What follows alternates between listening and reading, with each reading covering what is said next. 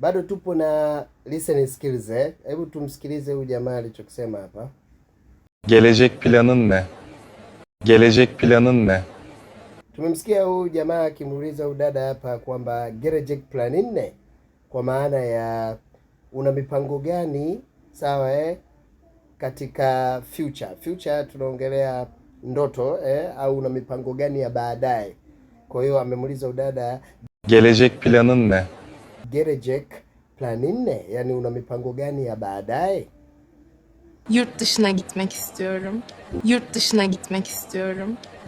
Kia dada hapo akimjibu jamaa baada ya kuulizwa hilo swali, na yeye akasema yurt dışına gitmek istiyorum, kwa maana ya anataka kusafiri nje ya nchi. Kwa alivyoulizwa kuhusu mpango, ana mpango gani, na yeye amejibu kuwa anataka kusafiri nje ya nchi, kwa maana ya abroad, yani anataka kusafiri nje ya nchi. Hebu tumsikize jamaa atasemaje naye. Hangi ülke? Hangi ülke? Tumemsikia kaka naye akamuuliza tena hangi ülke, kwa maana ya nchi gani? Hangi ülke kwa maana ya nchi gani? Hebu tumsikie naye dada atajibu vipi.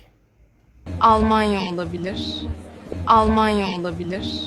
Tunamsikia dada naye hapo anasema Almanya olabilir.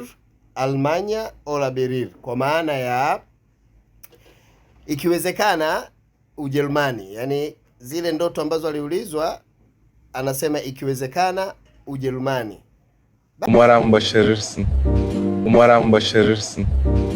Tunaona kaka hapo anamaliza kwa kumwambia umarim basharirsin. Umarim basharirsin.